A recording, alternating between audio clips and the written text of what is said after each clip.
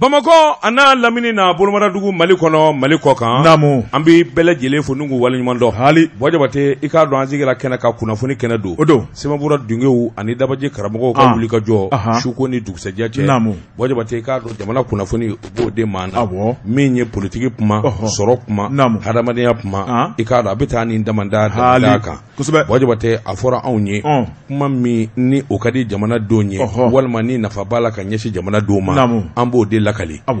Bɔjabate ni kilisi dir'i ma bamanankan na n'i y'a fɔ kan wɛrɛ la i k'a dɔn i b'a bɔ a minɛ kɔnɔ nɛgɛw kɛra fɛ sɔgɔmada in na a to a ye Jibi e ni ne fila tɛnkunnen bɛ ɲɔgɔn na ni Jibi ye wuli ka jɔ kɛ ka yamaruya di kɛ kunnafoni an b'a dakolo walo sisan Jɛka pub k'a ka feerefɛnw karamɔgɔ bɛ dungora bala cogo bɛ di Bɔjabate ne bɛ n kelen ku n bi bɔ ni sɛbɛn ye sɛbɛn min n'u k'a ma l'indépendant Bɔjabate k'a dɔn sigikun kelen bɛ ka fɛn min kɔnɔ o ye jamana gouvernement ye ministresow i k'a dɔn minnu kan ka kɛ ɲɛmaa ye a dɔnna a ɲɛfɔra Bɔjabate ni maa min ye jateminɛ kɛ ko kunfɔlɔ la i b'a ye k'a fɔ premier ministre ya o ye Choguel Kokala Mayiga ye n'i ye ministresow ta k'a boso Bɔjabate i b'a ye k'a fɔ MSNGRP min ye ministreso 8 ye olu y'o ta sɔrɔdasiw minnu bɛ n'u kolo ka gɛlɛ olu tun bɛ yɔrɔkɔrɔ minnu na i k'a dɔn olu fana y'o ta n'o ye ayiwa ka taa se min kɔni ye n k'i ɲininka ayiwa maa minnu bolo tun bɛ fanga na olu n'u terilakaw olu bololankolo sɛbɛnnikɛla ko a ko ni maa min ye ko ta k'a lajɛ Musa Saɲɔ Kamara ka fɔ la gouvernement i k'a dɔn min ye ayiwa kunnafoni dilen a kɛra mugu maka ye fa bɛɛ lajɛlen la Bɔjabate i k'a dɔn ayiwa jamana den fanba kɔni b'a la minnu nisɔndiyara sabula maa 28 min n dara ka kɛ minisiri ye i k'a dɔn ministreso 3 olu ye ministre délégué ye Bɔjabate sɛbɛnnikɛla ko niyɔrɔbatigi kɛra MSNGRP de sɔrɔdasi minnu kɔni kun bɛ gouvernement in na i k'a dɔn olu caman dɔr'u nɔ na u ma taa yɔrɔ jan n'i y'a lajɛ min ye kolomaw ye colonel Sadio Kamara Bɔjabate i b'a ye k'a fɔ ayiwa min ye gouvernement tɛmɛnen ye Moktar Wani i k'a dɔn ale tun ye gouvernement min sigi n'a ma tɛmɛ miniti 7 kan i k'a dɔn kun y'ale bɔ a la a seginna ka na nɔkɔrɔ la i k'a dɔn ayiwa gouvernement fɔlɔfɔlɔ min sigira transition waati ni o ye kalo tile 24 tɛmɛnen ministère de la défense ancien combattant colonel Modibo Kɔnɛ i k'a dɔn ayiwa ale fana min y'a a jɔyɔrɔ ye a m'o bila sɛbɛnnikɛlaw ko n'i y'a ta k'a lajɛ sɔrɔdasi kura min donna ni o ye colonel major Dawuda Ali Mohamedine i k'a dɔn ayiwa ale tun ye chef d'état major général adjoint min ye armée min ye ayiwa CNSP o maa kɔrɔba don sabula jɔyɔrɔ sabanan de tun b'ale bolo CNSP la ale welela kana don gouvernement kura in na sɛbɛnnikɛla ko min ye wuli ka jɔ ye Moktar Wani ka gouvernement min dira i b'a ye k'a fɔ directeur général min ye sécurité d'état ye wele bilala i k'a dɔn lieutenant colonel Abdoulaye wele bilala ayiwa asahurula Modibo Kɔnɛ ma a ko n'i y'a ta k'a lajɛ min ye colonel Abdoulaye Mayiga o fana i k'a dɔn ale tun bɛ ministère de l'administration territoriale la décentralisation a tora a nɔ na colonel major Ismaïla Wage o fana seginna ka na a tun bɛ yɔrɔkɔrɔ min na i k'a dɔn n'o ye réconciliation ye i k'a dɔn a dira a ma sɛbɛnnikɛla ko Abdoulaye Diop o kɔni ye maa kura nanen ye hali n'a delila ka ministériya kɛ ka kɔrɔ sɛbɛnnikɛla ko ayiwa ministère des affaires étrangères i k'a dɔn an ka jamana ni jamana wɛrɛ cɛ ɲɛnabɔli o tɛmɛnen kɔfɛ awa tuma min accord d'Alger wuli ka jɔ ni cɛsiri bi kɛ ale de bolo tun bi baara la a y'a ko ɲɛdɔn sɛbɛnnikɛla ko a ka segin ka na gouvernement na o bi ko caman ɲɛfɔ sabula min ye wuli ka jɔw ni jateminɛ ye janko jamana ni jamana wɛrɛ cɛ bɔli i k'a dɔn a y'o baara dɔn a b'o sɛbɛkɔrɔ dɔn bɛɛ lajɛlen bɛnnen don kan sɛbɛnnikɛla ko n'o y'i bɔ a la a ko maa minnu bɛɛ ni ayiwa bolonɔbila sɛbɛn kɛra i k'a dɔn n'o ye SEMA plateforme i k'a dɔn jɛkuluba 2 min bɛɛ i k'a dɔn olu ka maa sugandilen n'olu tun bɛ gouvernement kɔrɔ in na u bɛɛ lajɛlen seginna ka na sɛbɛnnikɛla k'u ma segin ka na k'a fɔ ayiwa accord ko don dɛ u seginna ka na sabula u ye baara kunkuru min kɛ a ɲɛn'u bolo fo k'a fɔ k'a to ten min ye Musa Atayer i k'a dɔn jeunesse min ye ayiwa sport ani ayiwa instruction civique ka taa se construction citoyenneté i k'a dɔn ale welela ni ka bilal'o la min ye Mahamudu Ould Mohamed a ko i b'a ye k'a fɔ ministère de l'industrie du commerce i k'a dɔn ale taara ka bila ye min ye Aruna Touré Aruna Touré ale tun bɛ fonction publique la ale labanna ka bɔ yen sa ka taa communication na communication de l'économie numérique i k'a dɔn ayiwa min ye wulikajɔ ni cɛsiri ye a ka ale bɛna i cɛsiri o fana na a ko n'i y'a ta k'a lajɛ min ye wulikajɔ wɛrɛ ye wulikajɔ min bɛ tali kɛ ka ɲɛsin Alhamudu Ag Iliane sɛbɛnnikɛla ko nin fana ye maa cɛsirilenba ye ministère des Maliens l'extérieur i y'a dɔn a ye waati kɛ a wele ka segin ka na a ye cɛsiriw ni baara belebeleba minnu boloda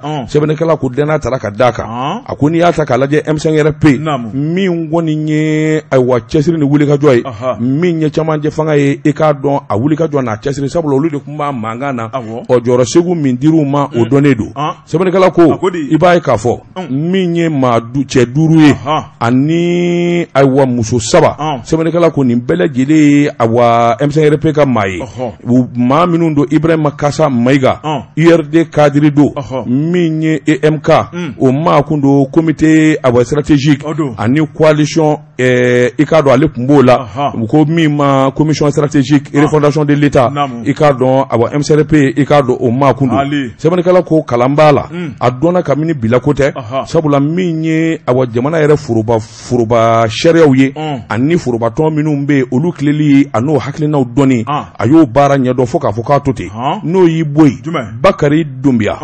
Dunbiya ale fana comité stratégique M5RP ka maa don sɛbɛnnikɛla ko min ye foroba baara ye o tileli a n'o dilanni ani cakɛdaw dayɛlɛli ale bilala ye min ye Burahima Kemana ale ye sinidi faso yiriwatɔ tɔnden ye min ye maa jolenba don sɛbɛnnikɛla ko awa ministère de l'urbanisme min ye Moribo Kɔnɛ i k'a dɔn mɔgɔw b'a dɔn ka kɔrɔ CMDT a y'o ɲɛmaya kɛ ka kɔrɔ sɛbɛnnikɛla ko ministère de l'environnement de l'assainissement et du développement ayiwa durable ale bilala ye alimami min kun bɛ mɔgɔw sali jumadonya fɛ i k'a dɔn IBK tile la an ka ɲɔgɔn sɔrɔ i k'a dɔn monument de l'indépendance la a jumadonya juma tun bɛ se ka mɔɔw to yen Imam Umaru Kulubali ale de tun bɛ mɔɔw seli a fana kɛra ministre ye sɛbɛnnikɛla ko a wulikajɔ ni cɛsiri bolo kan ɔ min kɔni IBK ye nin kɔni ye tegelomaliba ye ka ɲɛsin a ma a ko ale bilala yɔrɔ min ministère chargé de l'action humanitaire solidarité et des réfugiés des déplacés n'i y'a ta k'a lajɛ muso 6 ministre maa 8 na i k'a dɔn olu de welela madame Sidibe Dedew Ousmane ale secrétaire général ye foroba baarakɛlaw ka bolofara min bɛ hali n'a sɔrɔ i k'a dɔn fangaba t'u la u k'a ma ko CDTM ale o secrétaire général ye sɛbɛnnikɛla ko min ye wulikajɔ ye ale bilala ministère de l'éducation nationale madame Jawara Hawa Paul Diallo min ye URD o tɔnden jolen don ale kɛra ministre du travail fonction publique ani ayiwa ministre du travail fonction publique a ko n'i y'a ta k'a lajɛ min ye ayiwa muso 3nan min bɛ yen n'o bɔra M5RP la sɛbɛnnikɛla ko n'a ka jɛkulu hali n'a sɔrɔla a kun bɔra M5RP la waati la n'o ye MDP ye sɛbɛnnikɛla ko a tɔ dɔnnen don ɔ wulikajɔ wɛrɛ min ye madame Wojɛjɛ Funɛ Kulubali ale de kɛra ministère de la promotion de la famille de l'enfant et de la famille sɛbɛnnikɛla ko ayiwa ale de ye ayiwa denmisɛn ale ye funankɛni ye gouvernement fɛn o fɛn filɛ nin ye a bɛɛ ka kɔrɔ n'ale de ye sɛbɛnnikɛla ko n'o fana i bɔ a la a ko muso wɛrɛ donna ayiwa gouvernement in na muso 7 sɛbɛnnikɛla ko ayiwa min ye Jaminatu Sangare ministre de la santé développement social madame Dambele Madina Sisoko ale ye ministre des transports et infrastructures sɛbɛnnikɛla ko ayiwa général Ibrahima Dayiru Dambele furumuso de y'o ye i ye kuma mɛn wa Dayiru Dambele furumuso de y'o ye voilà n'o y'i bɔ yen min ye Fatumata Seku Diko ministre délégué premier ministre nɔngɔngare la i k'a dɔn ale bilalen bɛ réforme politique ani institutionnelle la sɛbɛnnikɛla ko i k'a dɔn muso wɛrɛ min don a fɔra ministre maa 28 na o ye nin ye nka n'i taara ɲɛfɛ min ye madame Fatumata Seku Diko o fana i k'a dɔn ayiwa syndicaliste don min ye sariyatigiw ye olu ka ciden don sɛbɛnnikɛla ko ayiwa min ye procureur de la république procureur pôle économique kɔrɔ min ye Mamadu Kasoge sɛbɛnnikɛla ko a kuma mɛn wa Dayiru Dambele furumuso de y'o ye voilà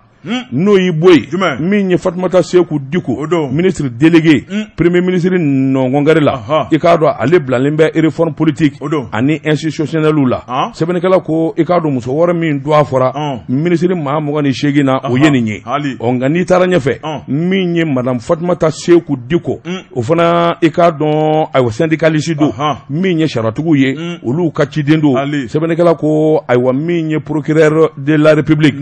procureur pôle économique kɔrɔ min ye Mamadu Kasoge sɛbɛnnikɛla ko a kɛra ministre ye payi sabula ale kan ka k'o ye ka sababu kɛ i k'a dɔn sɛbɛnfura dama min dulonnen bɛ i k'a dɔn sariyatigiw fɛ yen jamana den bɛɛ lajɛlen bɛ hami sariya dilan a ka fura k'a jɛ min kɔni bilala ye a kan ka se k'a baara kɛ n'o y'i bɔ yen i k'a dɔn ayiwa min ye Ando Goli Gindo o ye ministre de la culture min ye Alfuseni Sanu ani Lamini Seydou Tarawele ninnu bɛɛ lajɛlen tun bɛ ministériel ka kɔrɔ sɛbɛnnikɛla ko ninnu bɛɛ lajɛlen segira ka n'a bila u ka minɛn kɔnɔ u ka ministre kelen la sɛbɛnnikɛla ko n'i y'a ta k'a lajɛ min ye cɛsiriw ye min ye wulikajɔw ye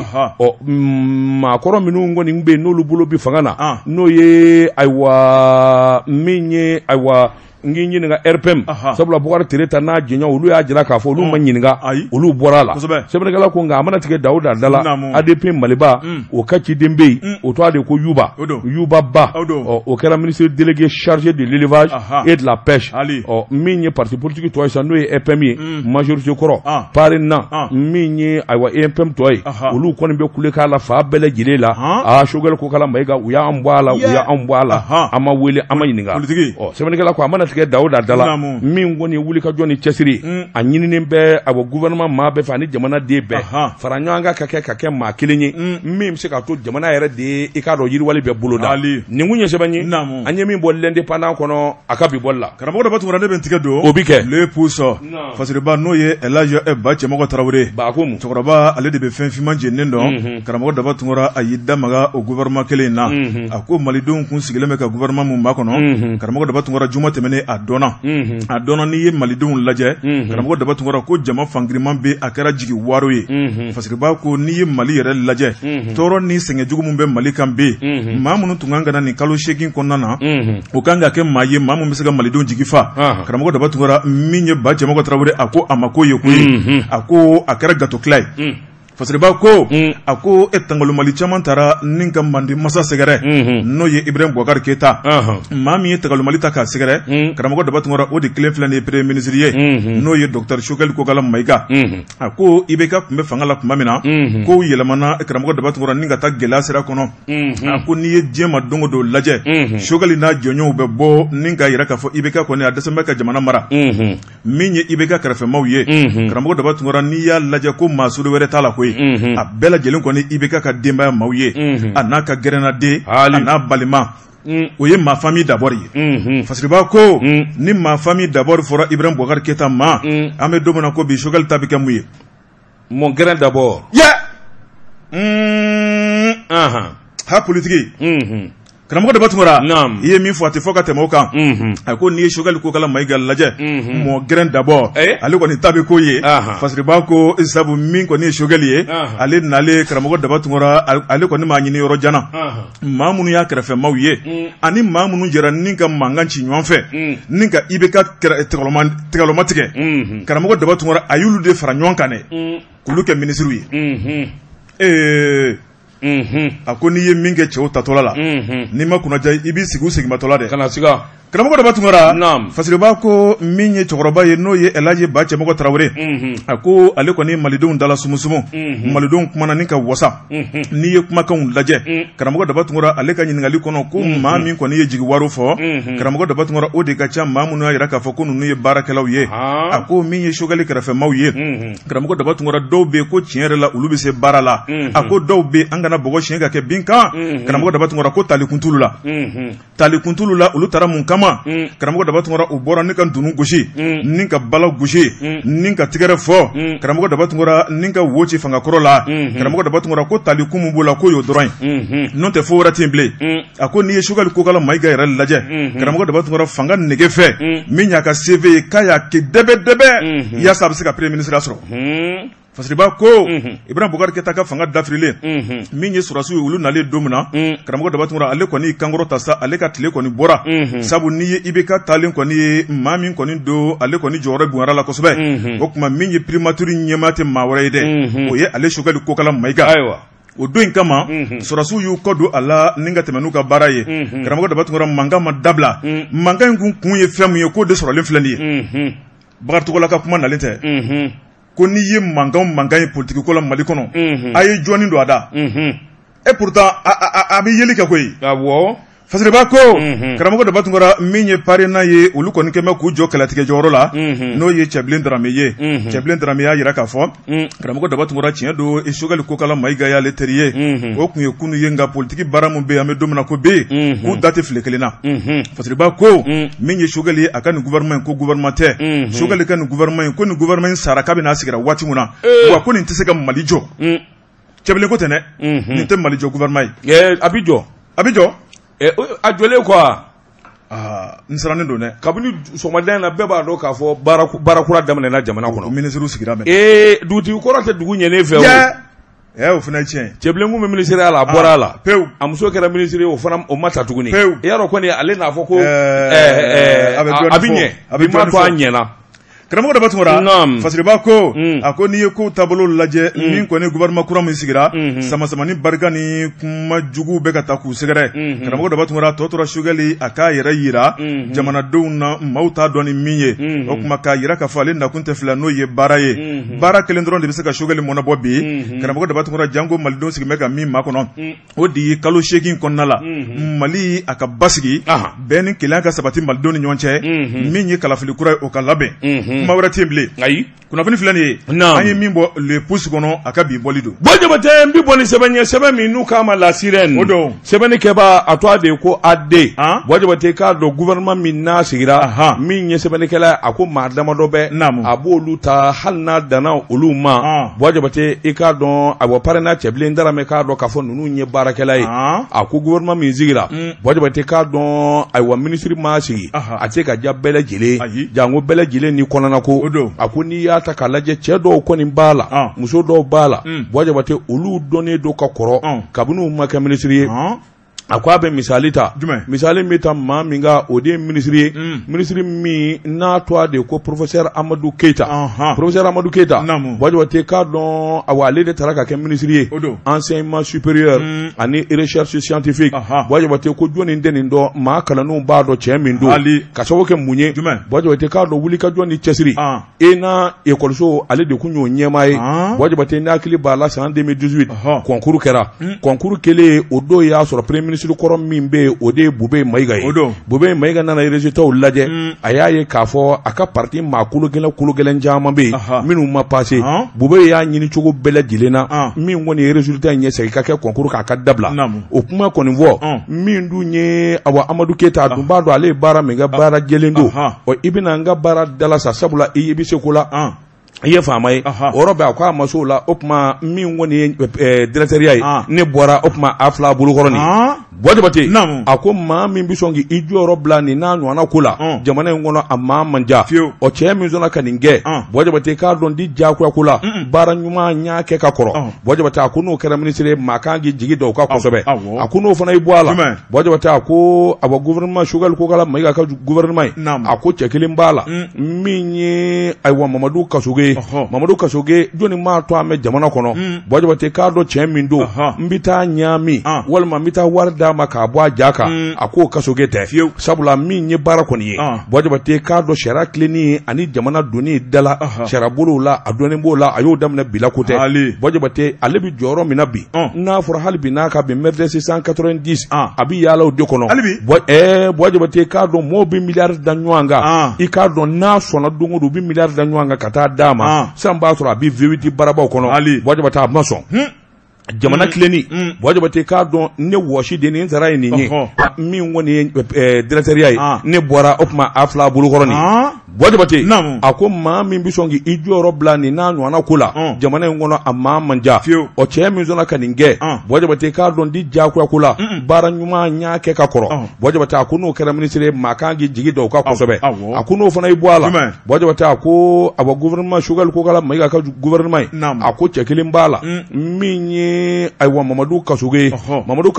jɔnni maa to an bɛ jamana kɔnɔ wajibate k'a dɔn cɛ min don n bɛ taa ɲaami walima n bɛ taa wari d'a ma k'a bɔ a ja kan a k'o Kasoge tɛ sabula min ye baara kɔni ye wajibate k'a dɔn sariya tilenni ani jamana donni dala sariya bolow la a dɔnnen b'o la a y'o daminɛ bila ko tɛ wajibate ale bɛ jɔyɔrɔ min na bi n'a fɔra hali bi n'a ka bɛn MERDES 190 a bɛ yaala o de kɔnɔ wajibate k'a dɔn mɔɔw bɛ miliyari da ɲɔgɔn kan i k'a dɔn n'a sɔnna don o don u bɛ miliyari da ɲɔgɔn kan ka taa d'a ma sisan b'a sɔrɔ a bɛ V8 barabaw kɔnɔ wajibate a ma sɔn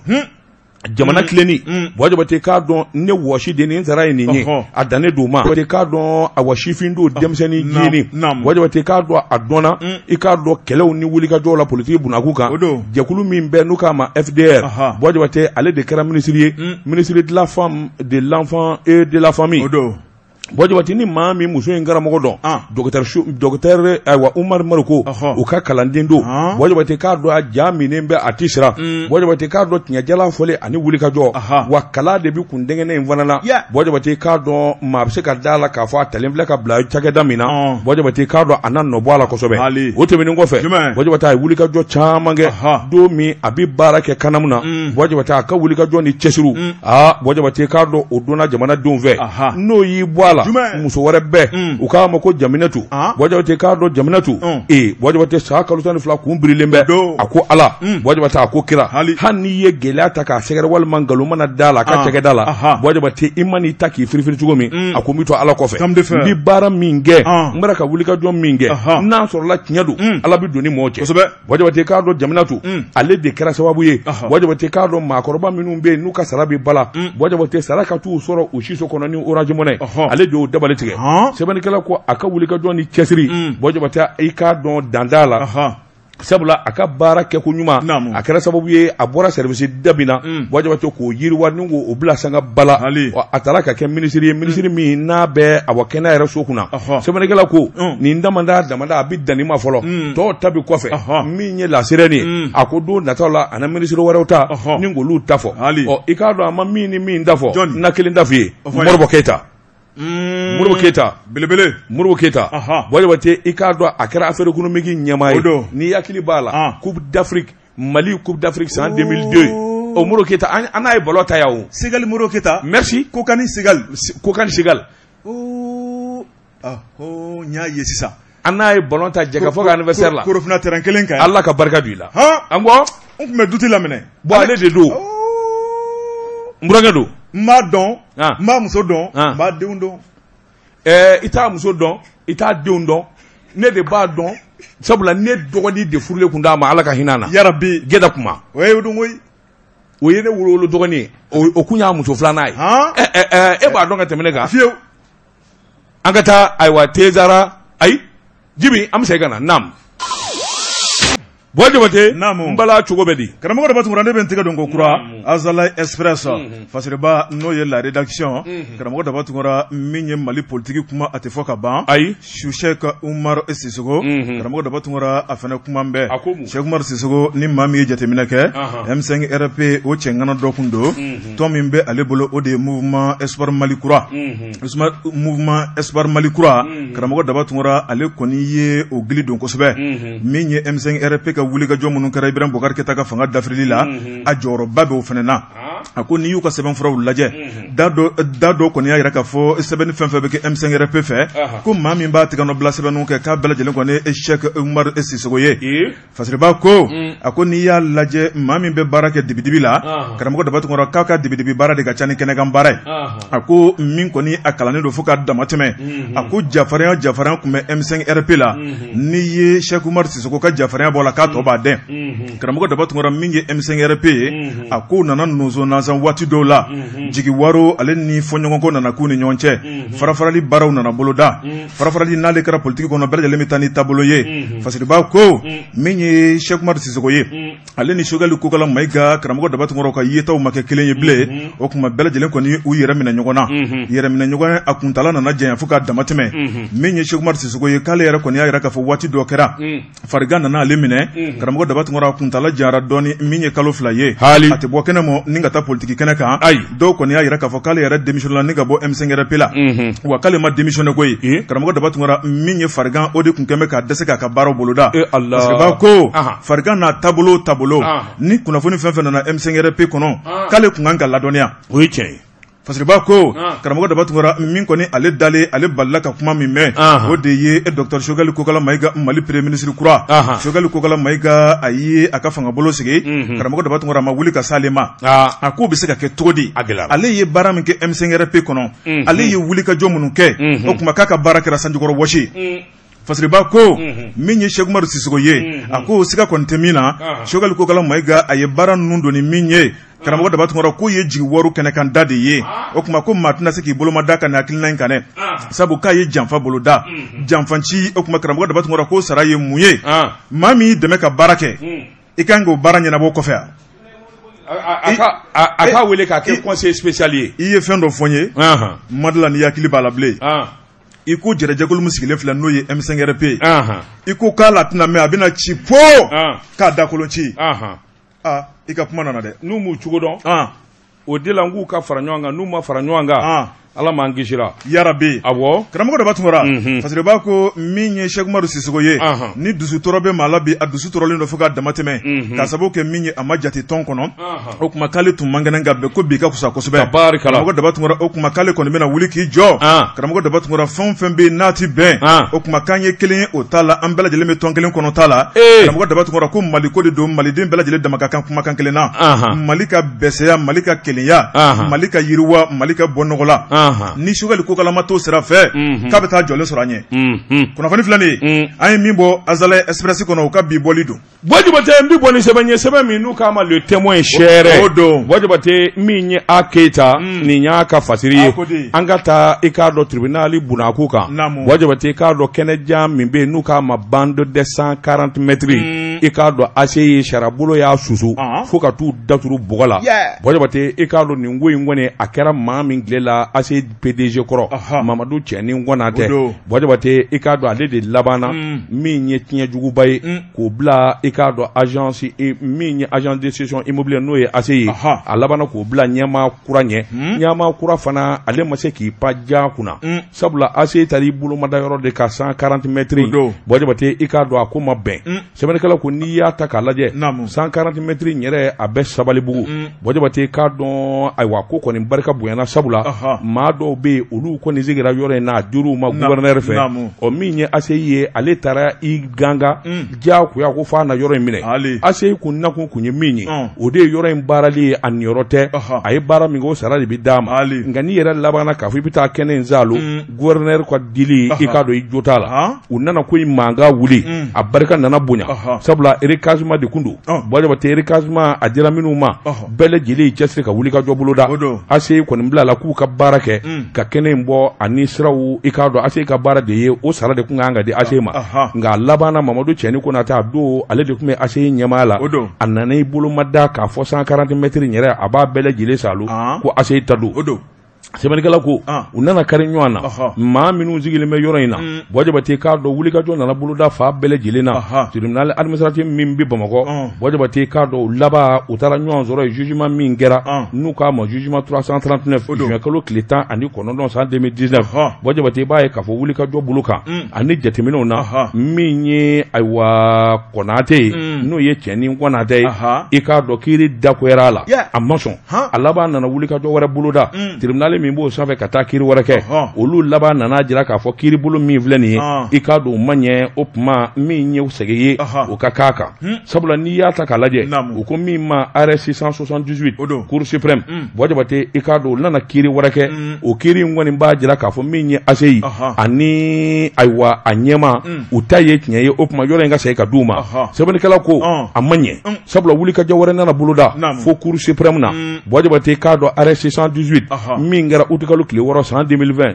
sɛbɛnnikɛla ko a wulikajɔ ni jateminɛw na sarabo min bɛ olu kɔni y'a sɛnsɛn k'a sɛnsɛn ka taa kana Boy Diabaté u y'a ye k'a fɔ jɔnko la maa minnu kɔni bɛ 140 mètres la olu de ta ye tiɲɛ ye ACI ta ye nkalon ye Boy Diabaté k'a dɔn u nana dɔ in gwakari ni ka tiɲɛ ta ka di ayiwa maa minnu bɛ yen sɛbɛnnikɛla ko cɛ kelen bɛ yen a ka cɛsiri ani wulikajɔ kɛra sababu ye min b'a to maa tɔ ninnu ka se ka tiɲɛ sɔrɔ o ye alu karan yara ye Boy Diabaté alu karan yara kɔni o y'i seko damajira bɛɛ lajɛlen kɛ ACI fo ka taa dafiri sɛbɛnnikɛla ko an bɛ donni min na ko bi n'i ye nin ko ninnu da k'a lajɛ i b'a ye k'a fɔ sarakisɛ min bɔra ka bin o ko min ma arrêt 618 arrêt 618 i k'a dɔn o jɛlen don sabula o y'a jira k'a fɔ segitikɛ kiiri kan tribunal fɛn o fɛn i k'a dɔn n'o da donna na nin y'a bɛɛ lajɛlen kɔda ye o tuma 140 mètres a ka d'a tigiw ma Boy Diabaté a ko n'i ko ta k'a lajɛ min ye Mamadou Cɛni Konatɛ i k'a dɔn a ye fiɲɛ caman ni degun caman da ka ACI sɛgɛrɛ sabula nin damanda kiiri a caman de kɛra ACI ka wari caman dara wa a bɛɛ lajɛlen dagoyar'u la sɛbɛnnikɛla kɔni bɛ se ka kɛ cogo di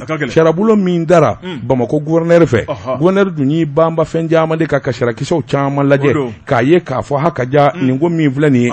maa minnu kɔni bɛ yen i k'a dɔn n'olu de bilala yɔrɔ in kan olu de ta ye tiɲɛ ye ale de sɛbɛnfura d'u ma u ka bila ye Boy Diabaté k'a dɔn ACI kɔni y'i banba ni ka wulikajɔ boloda min ye Mamadou Cɛni Konatɛ ye i k'a dɔn jalakiba bin n'a kan o ma juguya koyi Mamadou Cɛni Konatɛ ale yɛrɛ wulila ka bɔ ACI kɔnɔ maa kura min nana bila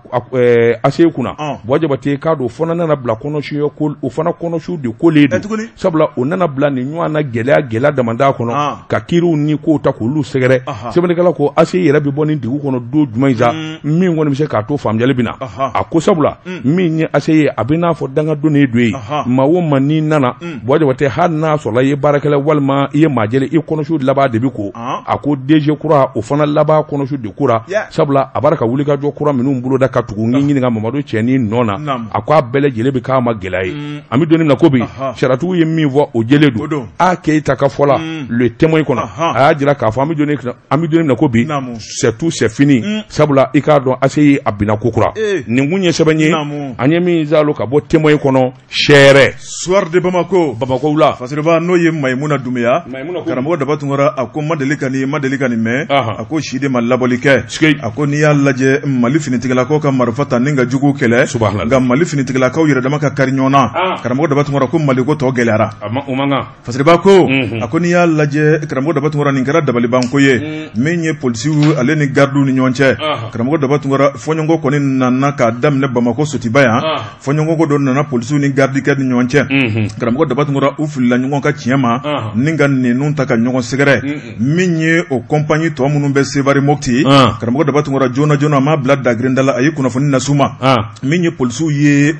u man bonya polisiw u ye njɔya a baara ta anw ye sɔrɔsiw ye olu kɔni ye paramilitaires ye o kuma u neni man kan karamɔgɔ Daba Tunkara kuma fɔra k'a fɔcogo juguya dusubaw nana u yɛrɛ damaw ni ɲɔgɔn cɛ min ye Sevare a kɔlɔki minnu bɛ u wulila ni ka taa polisiw sɔrɔ CSR baaraw la ni ka u lawuli ka bɔ yen o kuma ko bɛɛ lajɛlen ka siraba bila o kuma ko bɛɛ ka don joona o n'o bɛ ɲɔgɔn ɲɛ sira la ninnu fila kɛlɛla yan mun bɛ to o dimi bɔ fo Seware sogo kumunen karamɔgɔ Daba Tunkara ko ni sogo ma kumu dɛ ni sogo yɛrɛ de toli la kokɔrɔ caman de bɛ yen oui mais mankan min kɛra Bamakɔ polisikɛ ni ayiwa gardikɛ cɛ munna o kɛlɛ bɛ taa wuli fo Seware munna kɛlɛ taara Seware gardikɛ promotionnel de ka ca Seware o kuma a ye ci f'olu ye dɔrɔn olu dusu de bɔra yen a classiw de bɛ yen kosɛbɛ ma ba o mais Seware polisiw olu ye mun de kɛ ma foyi kɛ et alors foyi ka bagaw ma dɔrɔn ça c'est inadmissible ka bagaw ma dɔrɔn ɲɛmɔgɔw ye mun fɔ Bamuru kɔrɔtalen bɛ dɛ tolérance zéro karamɔgɔ Daba Tunkara min ye Maïmouna Doumbouya a ko n'a jara a na se fila a ko n'i y'a lajɛ min kɔni ye polisi minnu tun bɛ yen karamɔgɔ Daba Tunkara u ye gɔngɔli caman sigi u kun o kuma gɔngɔli sigi dɔrɔn tɛ u y'u sen kɛ k'u tan ni ka tigɛ da u tulo kɔrɔ k'a kɛ maloya banni ni neni jugu ka tila k'u filmer ka bila réseaux sociaux kan o de kɛra kojugumayɔrɔ ye justement n'a kun danu yɛrɛ dama ni ɲɔgɔn cɛ a ma bila réseau kan a kun tɛ na ampleur sɔrɔ voilà mais réseau in fɛnɛ mun na u y'a kɛ yaasa k'u mɔnɛbɔ yɔrɔ kɛ bɛɛ k'a ye k'a fɔ k'u ye min kɛ polisiw la et justement u mɔnɛbɔ yɔrɔ ɲɛmaa maa ma yera la minnu y'a kɛlɛ daminɛ Bamakɔ yan maa minnu ye bugɔli kɛ Sewara a bɛɛ dɔnnen don k'u déshabiller k'a bɛɛ gɛn ka bɔ sɔrɔsiya la c'est la seule solution o fɛnɛ na juguya sa dɛ k'u gɛn yɛrɛ sɔrɔsikɛ e baara kɛ ɲɔgɔn polisikɛ e ka kan ka taa gɔngɔli tɔɔrɔ kun wa i n'a man kan i ka kan ka t'o fa n'o banani i n'a man kan hali n'i ma ɲ'o kɛli kɔ u filmeli kun k'o bila diɲɛma ko ye u ye sariya sɔsɔ et alors u n'a man kan kojugu karamɔgɔ ye kojugu de koyi u n'a man kan dɛ fura foyi t'a la nin kɔ o kuma ka mago to a tɛna se fila karamɔgɔ daba tungara fasiriba ko polisi min n'u bɔgɔra u collègues fana wulila k'u jɔ karamɔgɔ daba tungara GMS la Sévaré Mopti ni k'a yira k'a fɔ u tɛ bi u sɛbɛkɔrɔ tɛ o kuma u fana bɛ bɔ ka t'u ta sara a ko nin t'a siɲɛ fɔlɔ ye waati ani waati finitigilaka wɛrɛ kɔni bɛ dankari ta ka polisiw sɛgɛrɛ a ko polisiw ye mun de kɛ maaw la mun ni mangoya funufunu wulilen bɛ u kɔ karamɔgɔ daba tungara min ma wuli u bɛ gɔngɔli turu kun min ma wuli u b'u nɛni a ko nin ko in kɔni k'a tɛna se ka to tan min ye polisiw olu kɔni ma wuli ni ɲuman ye nka Ala kɔni nana n'a ka na ye nka nin ɲumantigiw wulila k'u jɔ k'a ye sabali a ye sabali n'aw bɔra ka kɛ bolon furancɛ minɛ sitanɛ bɛ don jama la dɛ a ye sabali o de kɛra fura duman in koyi karamɔgɔ daba tungara fasiriba ko joona joona Mopti min ye gardiw ka ɲɛmaaso ye olu wulila ni ka taa polisiw fɛ joona joona o kuma k'u la kuma ɲɔgɔnya min ye gardiw ka chef d'état major karamɔgɔ daba tungara ni ka taa bila finitigilakaw yɛrɛ ka chef d'état major la karamɔgɔ daba tungara ni ka taa bila gardiw ka bolofara a ɲɛma fan fɛn bɛ Mopti u bɛɛ wulila ka taa fɔ polisiw ɛlɛn ni an bolo fila b'an kɔ a ye sabali a ka yafa ma jo tɛ fila ye jo y'aw ta ye sabali o bi yafa o mais minnu y'a kɛ f'u ka pini de u bɛ pini pinini in kana kɛ k'a fɔ u y'u don tile fila tile duuru kaso la dɛ u ka déshabiller c'est la seule solution o na juguya sa dɛ mais bon n'o kɛra a ɲɔgɔnna tɛ kɛ bilen Mali kɔnɔ bilen i ɲɛ bɛ nin na fo ka diɲɛ wuli nin ɲɔgɔnna delila ka kan anw fɛ yen Segu anw denmisɛnnin ma Buwa Jabate a ma diya dɛ ka Segu bɛɛ kɛ bɛɛ gosi ye k'a daminɛ kan kɔnɔna na ka don carré kɔnɔ k'a salo fo Segu kun jɔn ni jɔn cɛ sɔrɔsiw de kun y'o kɛ o kun ye civiliw ye u ni maa ma bɛnna bɔlɔ furancɛ la u b'a tigɛ ɲɛ kan u b'i ci u y'an bɛɛ bugɔ a don Segu k'a ye mun kɛ a don anw kun bɛ Segu mission na GSS ye équipe dɔ ye Segu olu ka entraînement kɛyɔrɔ anw kun ye GSS supporters ye an bɔra ka GSS entraînement ballon-tan na mission na Mahamadu Rasululayi la hawla non k'a ye mun kɛ min sera ka don kɔlɔn kɔnɔ min sera ka yɛlɛ jiri sanfɛ a ma diya dɛ cɛkɔrɔba t'a la denmisɛnnin t'a la mais a ye mun kɛ karamɔgɔ a ye sɔrɔdasi dɔ ni civil dɔ de kɛlɛ la k'u kɛlɛla musoko la u kɛlɛla musoko la n y'a dɔn a na kɛ mɔgɔw jɛra sɔrɔsikɛ in na k'a bugɔ quartier dɔ la o fana taara k'a kɔnɔ ka t'o fɔ subahanallahi Segu k'a bɛɛ bɔra a ma diya dɛ Mahamadu c'était je crois dans les années 86 87 comme ça o ti bi koyi u y'an bɛɛ bugɔ a don hali bi o ko kelen bɛ sen na o bɛ ɲɛ wa o bɛ sen na Mali kɔnɔ hali bi o ti ɲɛ dɛ o ti ɲɛ dɛ o ti ɲɛ naam karamɔgɔ daba tungara fasiriba ko n'o ye Mayimuna Dunbiya a ko siga kɔni tɛ min na min ye gardiw ka ɲɛmayaso u ko maa o maa yera nin kumakan jugu in na ale ni baadɛbɛ gosilen ni ka polisiw sɛgɛrɛ karamɔgɔ daba tungara o kuma ko sariya b'a ka baara kɛ o kuma fɛn fɛn yera min kan ka den kan karamɔgɔ daba tungara k'u sigi k'a lajɛ k'ali waati jan tɛ sabu k'u bɛɛ dɔnna ka ban n'o kɛra a ɲɔgɔnna wɛrɛ tɛ kɛ bilen u dusu bɛ suma kuma ɲɛna kunnafoni filɛ ye an ye min bɔ Soir de Bamako kɔnɔ Mayimuna Dunbiya ale ka sɛbɛnni don Tezara premier bɛ kɛ sababu ye ka hakiliw segin a minɛn na te min ɲɔgɔnna tɛ Mali tew la Tezara an k'o premier min ka tɛmɛ ni kɔrɔfɔ ye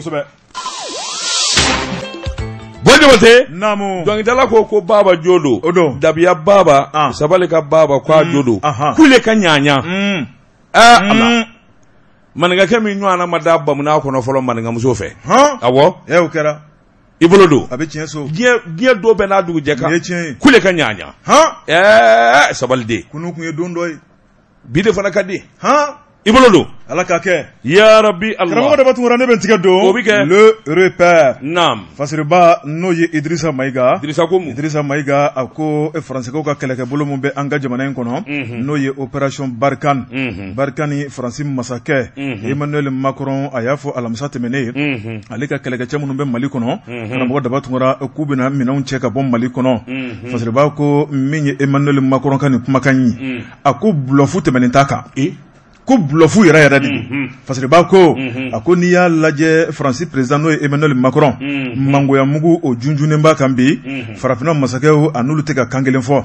a yɛrɛ ka jamana politikimaw karamɔgɔ Daba-Tunkara gɛlɛya bɛ a n'u cɛ o kɔrɔmasuru min ye juakun tɛmɛnen dɔw yɛrɛ tigɛdenya kelen k'a kulo kɔrɔ a ko n'i ye Emmanuel Macron lajɛ karamɔgɔ Daba-Tunkara k'a bɛ ka danw de sago sago ni dun ye dan sago ko dan yɛrɛ b'i sago parce que b'a ko a ko n'i y'a lajɛ CEDEAO ɲɛmaw parce que b'a ko a ye hakilina min ta ni ka Mali sɛgɛrɛ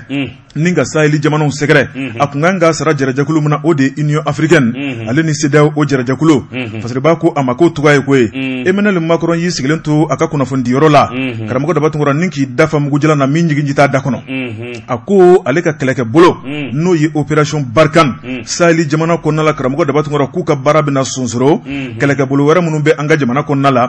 u bɛna jɛ n'u ka fiɲɛ tulukala kɛ kelen takuba kɔnɔna la ni ka Bamanchu kɛlɛ n'o ye terroriste ye a ko Barkhane a bɛna Mali kɔnɔ don min na u mana n'u yɛrɛ ye min ye professeur Bɛnkɛ Jɔnkuna Tarawele karamɔgɔ Daba-Tunkara ale de ye wele bila u ma o don in kama Bamanchu u bɛ ka na an ka jamana in kɔnɔ min ye kɔnɔ ji bɛ da u sɛnɛ kan dɛ kɔnɔ kɛlɛ ma ja Fasiriba ko min ye Barkhane u wulila fari fari ni ka na an ka jamana in kɔnɔ karamɔgɔ Daba-Tunkara ni ka Bamanchu ka se ka u ka ŋaniya k'o dansira la min kɔni ye Faransiskaw u ye an dɛmɛ ni ka tɛmɛ kɔnɔ na ka taa Tombouctou ka taa Gao karamɔgɔ Daba-Tunkara ni ka kogo wuli k'a tɛ ku Mali kɛlɛkɛcɛw la an k'o dansago o de kɛra fiɲɛ ye kosɛbɛ fiɲɛ jugu belebeleba kɔni janfa yera yen de Fasiriba ko karamɔgɔ Daba-Tunkara min kɔni ye janfa ye o kɛra kɛnɛkan da ye sabu min ye MLA maaw ye u ni Faransi u tun bɛ bɛnbɛn na min ye République de l'Azawadi ye k'o sigi Mali kɔnɔ a ko Ala de ye Mali bɔ karamɔgɔ Daba-Tunkara nɔ tɛ min ye Mali kɔni a tun bɛna cɛci fila ye a ko min kɔni ye Faransiskaw ye u kan ka ko kɛ u y'a bɛɛ lajɛlen kɛ a ma bɛn ni sababa ye Fasiriba ko Faransi président n'o ye Emmanuel Macron a ye kumakan mun ta ni k'o fɔ karamɔgɔ Daba-Tunkara k'a diminen don Mali ɲɛmɔgɔ kɔrɔ Ibrahim Boubacar Keïta ka fanga dafirila utukalo tile 18 min ye Bandaw ka fanga dafirila mekalo tile 24 a ko coup d'état fila ɲɔgɔn fɛ ko munna ko Mali bɛ min ye jamanakuntigi senkɔrɔma cɛ o kuma ko n'o don kulu bɛ ka sa malidenw ye fufalaki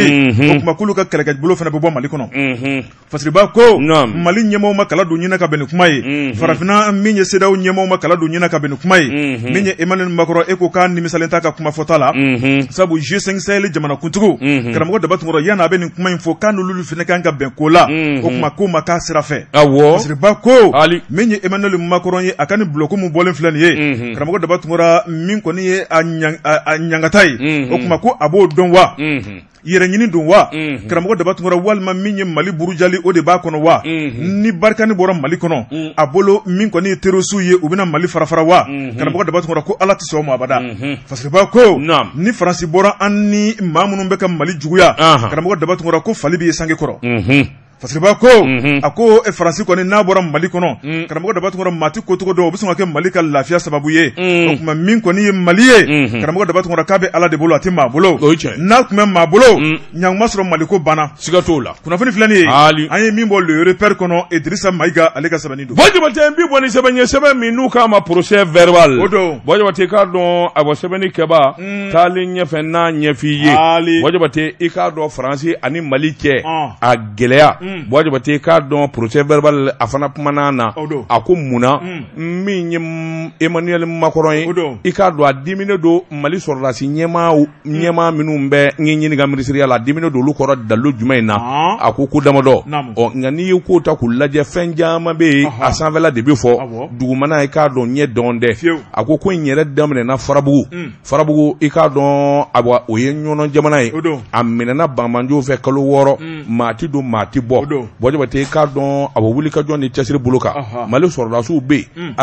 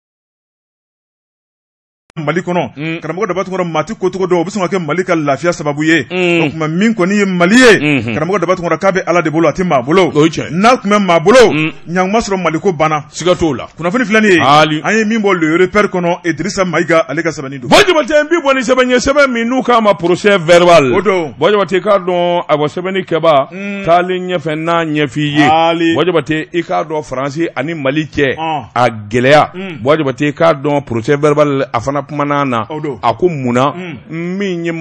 Emmanuel Macron ye i k'a dɔn a dimine don Mali sɔrɔdasi ɲɛmaa minnu bɛ n ɲininka minisiriya la a dimine don olu kɔrɔ dalilu jumɛn in na a ko damadɔ nka n'i ye ko ta k'u lajɛ fɛn caman bɛ yen a sanfɛla de bɛ fɔ dugumana i k'a dɔn ɲɛ dɔn dɛ a ko in yɛrɛ daminɛna Farabugu i k'a dɔn o ye ɲɔnɔ jamana ye a minɛna Banmanjo fɛ kalo 6 maa ti don maa ti bɔ Bojabate i k'a dɔn a bɛ wuli ka jɔn ni cɛsiri bolo kan Mali sɔrɔdasiw bɛ yen armée tubabu sɔrɔdasiw bɛ yen nka nin bɛɛ lajɛlen wuli ka jɔn ni cɛsiri farafinna faamaw u ni Emmanuel Macron kun ye ɲɔgɔn ye waati la a donnama in kama bandaw bolo bi fanga na i k'a dɔn a donna bandaw o n'a hakili ni ɲɔgɔn cɛ i k'a dɔn a ye kuma caman de fɔ kuma caman minnu kɔni bɛ tali kɛ ka ɲɛsin i k'a dɔn barikani u bɛ wuli ka jɔn ni cɛsiri minnu na Mali sɔrɔdasi faama minnu tɔgɔ fɔlen filɛ olu bɛ wuli ka jɔn ni fɛn minnu na ninnu si tɛ taa ale jimisira fɛ o kuma n'a ma ɲɛ min kɔ bandaw ka cɛsiri kɛ ale yɛrɛ bɛ bandaw sɛbɛkɔrɔ dɛmɛ bandaw dɛmɛ ni i k'a dɔn a Koriwarikaw ka masakɛ Alassane Ouattara i k'a dɔn o fana b'a dɛmɛ min kɔni ye tubabu faama ye n'o ye Macron ye a ye wuli ka jɔn ni cɛsiri bɛɛ lajɛlen kɛ waasa nin sɔrɔdasi ninnu olu tɛgɛ bɛ bɔ fanga na cogo min tɛgɛ yɛrɛ dama bɔli tɛ dɛ n'u bɔra a la kungo bɛ ta k'u sɛgɛrɛ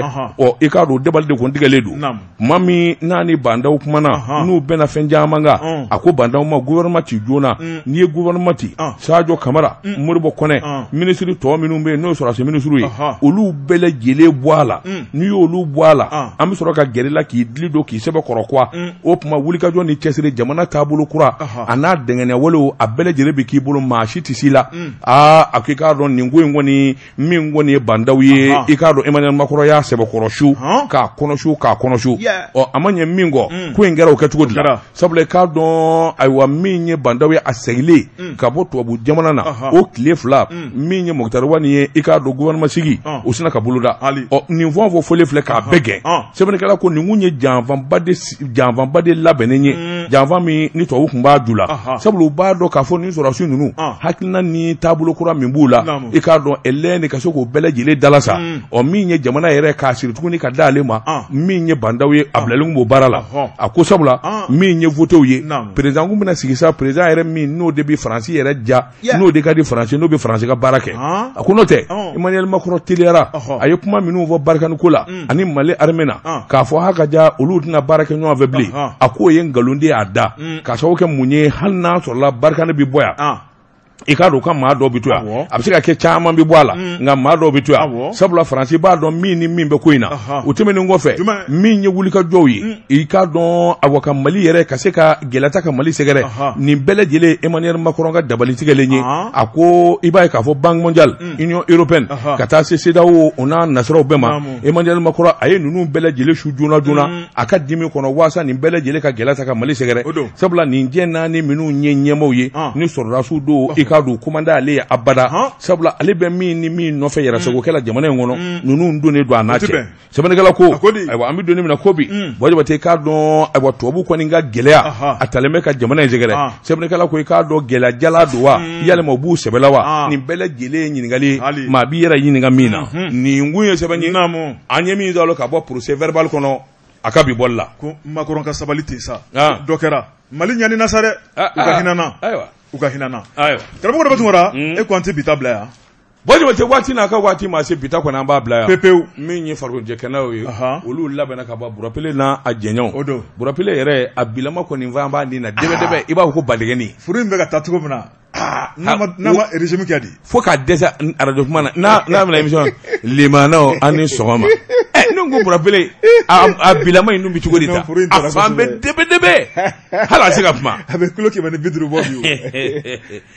Wajabate k'a dɔn ayiwa min ye fakɔnɛjɛ ye min ye burapele n'a ka cɛdenw sɔɔni olu b'u sɛni dɔw kan surafana t'o ma don su in na segin bɛ kɛ nin gafe kelen kan min ye nɛgɛ ɲɛ 21 sanga 30 ne bɛ se ka na jɛmukan min n'an k'a ma ko bamanankan ne k'an jɔ ni dɔw kan ni ne wulila Madani Ture cɛ Tarawele bamanan Ala k'a hinɛ u ka kalanden ale bɛ ni émission ni da donsoŋɔni ni duman kan sini sɔgɔma ni Ala sɔnna an bɛ ye kɛnɛ kan sɛbɛnfɔrɔkuraw ka se k'olu lakali foli ani tanuni k'o kɛ ka ɲɛsin an kɔrɔkɛ ba ma min ye ABK International Amadou Baba Konate Ablaye Baba Konate Musa Baba Konate Daba Baba Konate awa an bɛ Konate Allah ha Konate